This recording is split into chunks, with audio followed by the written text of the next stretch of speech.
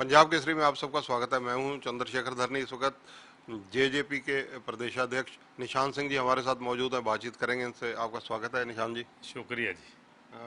प्रधान जी, जिस प्रकार से ये डीएसपी की जघन्य हत्या का कांड हुआ, विपक्ष ये आरोप लगा रहा है कि अवैध खनन का मामला है, इसको लेकर कहीं ना कहीं नेग्लिजेंसी हुई और जिस कारण से एक पुलिस के अधिकारी की जान गई है।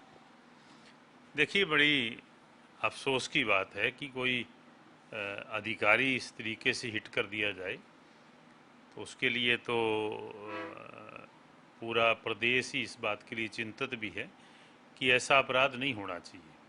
और जहाँ तक विपक्ष के लोग ये कहते हैं, तो ये माइनिंग के मामले अगर हम देखें तो पिछली सरकार में, उससे पिछली सरकार में, उससे पिछली सरकार में, हर सरकार में ऐसी अनियमितताएं होती रहती हैं। और पहले भी होती रही है, आज भी हो रही हैं, लेकिन सरकार का प्रयास है कि उनको बड़ी मुस्तैदी से इन चीज़ों को रोका जाए, कम से कम किया जाए, ये अपराध घटें, उस पर सरकार का प्रयास है। और जब से ये हत्या हुई है, उसके बाद भी सरकार ने पूरा टाइट किया सिस्टम को कि अपराधी सभी पकड़े जाएं, उनको उचित जो है ना सज़ा मिले। जुडिशियल इंक्वायरी के ऑर्डर हरियाणा के होम मिनिस्टर अनिल विज ने किए हैं।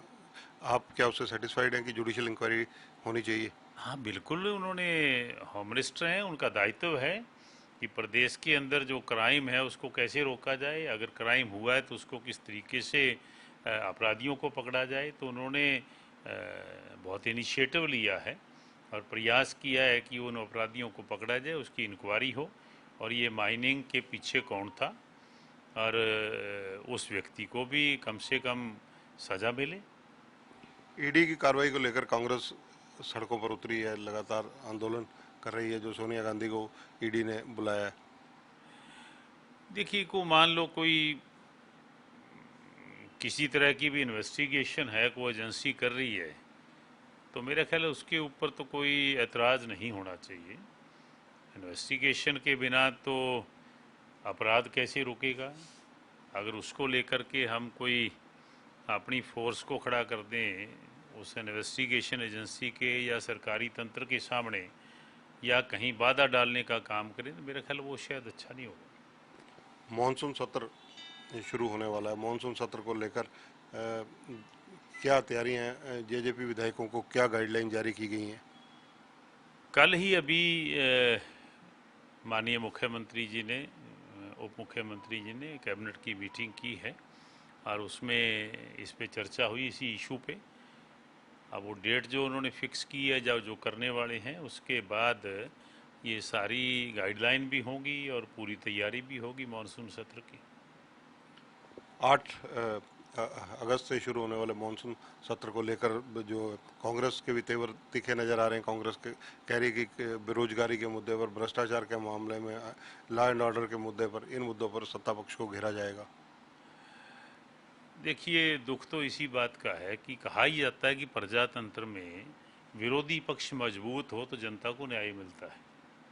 हाँ, विरोधी पक्ष की मजबूती तो पिछले राज्यसभा के चुनाव में सामने आ गई कि 31 विधायक हैं, 30 की ज़रूरत है और अपना राज्यसभा का सदस्य नहीं बना पाए। तो कहने कहने की बातें हैं कि कांग्रेस का संगठन पूरी तरह से फेलियर है। आपसी जो एक संगठन की एकता होनी चाहिए वो नहीं है, बिकरंग है, आपस में लड़ते हैं। और वही एक कारण है कि शायद वो प्रजातंत्र में, जैसे मैंने कहा कि विपक्ष का मजबूत होना ज़रूरी है, वो अपना दायित्व खुद नहीं निभा पा रहे।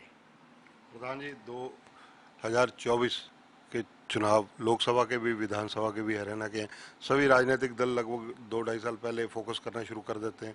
आपका फोकस किन चीज़ों पर है? देखिए, रोज़ इन्हीं बातों पे फोकस होता है।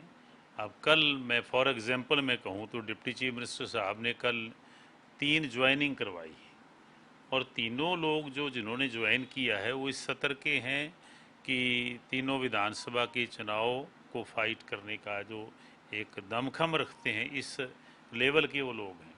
तो क्या ये अगले चुनाव की तैयारियां नहीं होती? तैयारियां तो डे बाय डे रोज़ होती है। हर पार्टी प्रयास करती है कि मैं अपने दल बल को, अपनी पार्टी को मजबूत करूं।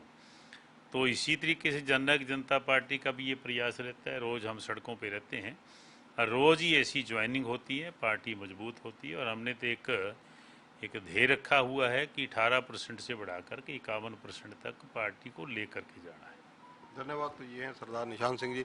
इनका कहना है कि जिस प्रकार से डीएसपी की जघन्य हत्या हुई है, निसंदेह ये एक निंदनीय मामला है और इस मामले में सरकार कड़ी कार्रवाई अपने स्तर पर कर रही है। कैमरामैन सुनील के साथ चंद्रशेखर धरनी, पंजाब केसरी टीवी, चंडीगढ़। हमसे जुड़े रहने के लिए हमारे YouTube चैनल को सब्सक्राइब करें और नई वीडियो की नोटिफिकेशन के लिए बेल आइकॉन को दबाएं। अगर आप ये वीडियो Facebook पर देख रहे हैं तो लाइक जरूर करें और ज्यादा से ज्यादा शेयर करें। धन्यवाद।